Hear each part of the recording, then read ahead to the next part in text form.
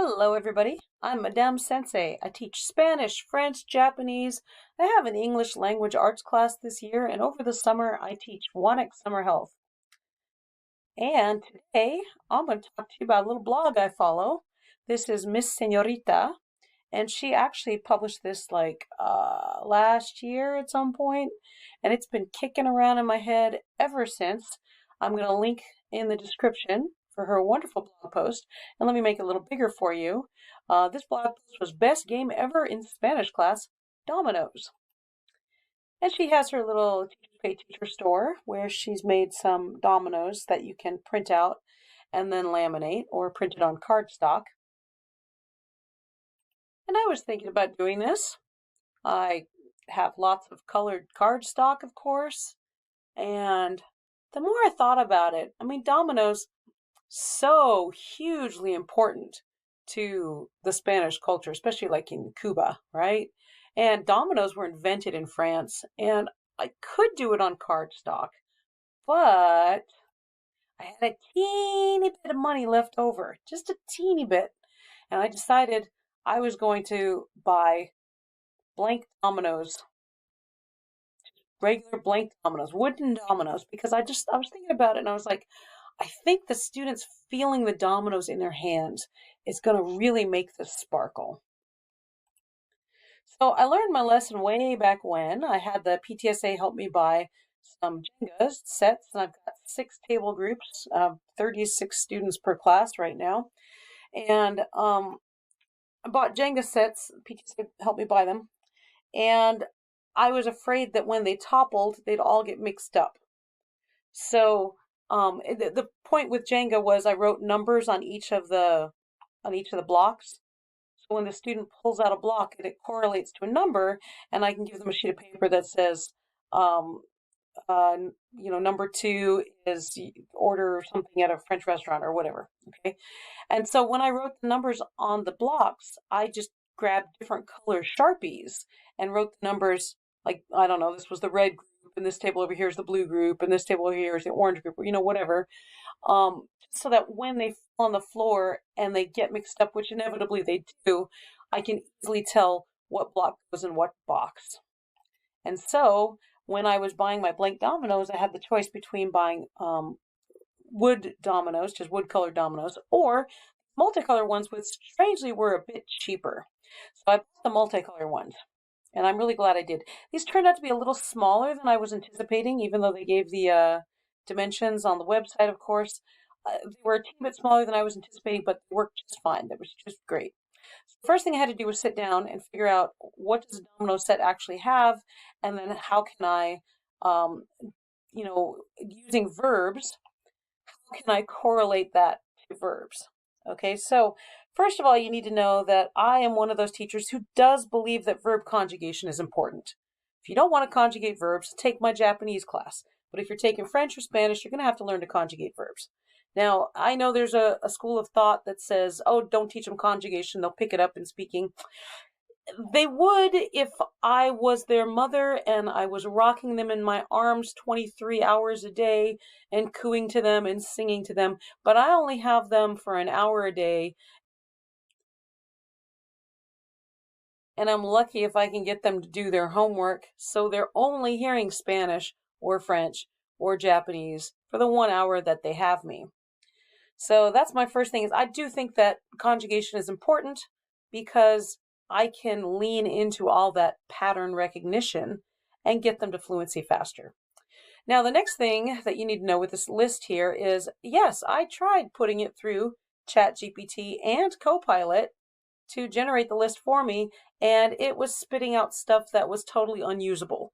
And I know I could spend 6 hours crafting my prompt to make it perfect, but frankly, it's much easier for me to use my human brain to do stuff like this. So, ChatGPT and Copilot to the curb. All right, so I took the dominoes, and I don't know, you can't really see right here, but I've got a ruler, and I use the ruler to line them up, and then I use the ruler to draw a line down the middle. And really, I found I can only do 4 at a time before they shifted. So this was an early picture. But that was the first thing I did. And I have my Sharpies. I have lots of Sharpies. And then I just wrote on them. Just wrote on the little blocks. And yeah, that took a half an hour per set with 88 blocks for each set, 88 dominoes. You know, I'm gonna you have this game forever. It's never gonna get ripped up. It's never gonna get. It's not gonna get ruined. So I'm fine doing that. And I do have a TA this year, so I have my TA help me. That helped a lot. But then I've got these black ones and these brown ones, and I do have a white Sharpie, but it's got a really, really thick nib. And I thought, well, heck, since I'm just experimenting anyway, what I'm going to do is I'm going to type up a set. And this took me far too long.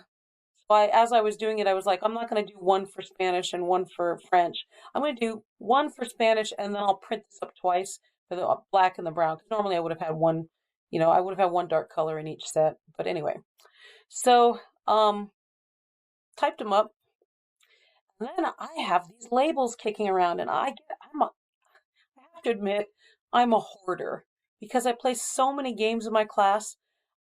I pull in everything, and I'm always so happy that hey, there's this silly little thing that I kept kicking around for 2 years, and now I get to use it, and I feel really good about myself. I'm saving the environment. So anyway, I had these mailing labels from the Avery brand mailing labels, and right on the package it says, "Hey, go to Avery.com for the template."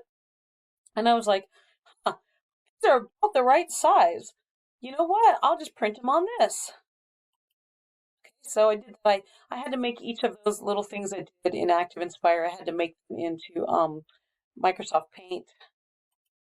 And then I could just easily paste them, not paste them, import them into the Avery thing, which was very easy to do. I have to say I'm very impressed with their software.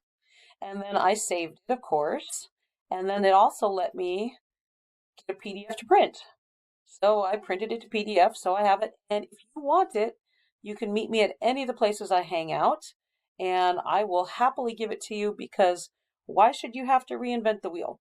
This is just Spanish. I haven't done the French one. I don't know if I'm going to do the French one because it was a bit of a time commitment, and I'm teaching too many things this year, so I gotta think about where my time goes. So here's the PDF that they gave me, a very nice PDF, and it printed beautifully.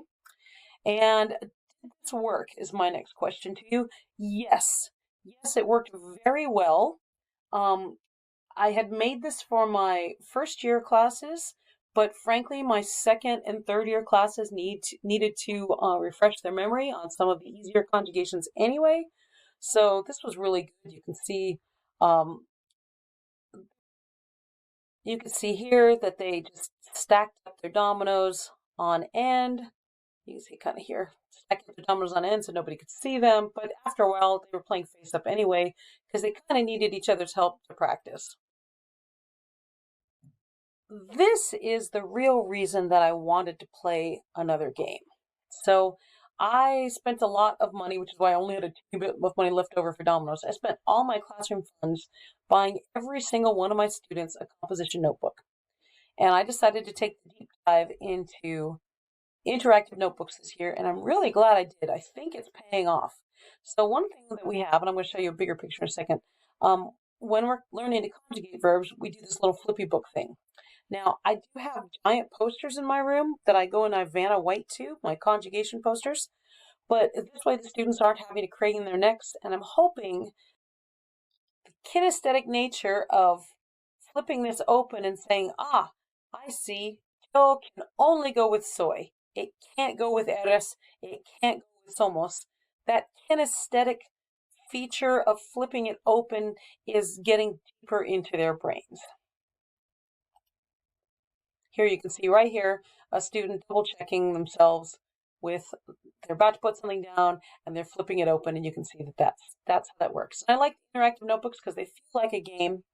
And now I really feel like I have to deliberately teach the students how to take notes. Like they have forgotten that skill entirely. Here we go. Here's a nice close up of flipping the thing over. Okay, so I think this worked like a charm. We're gonna play it a lot. I think it was well worth the money and the time commitment.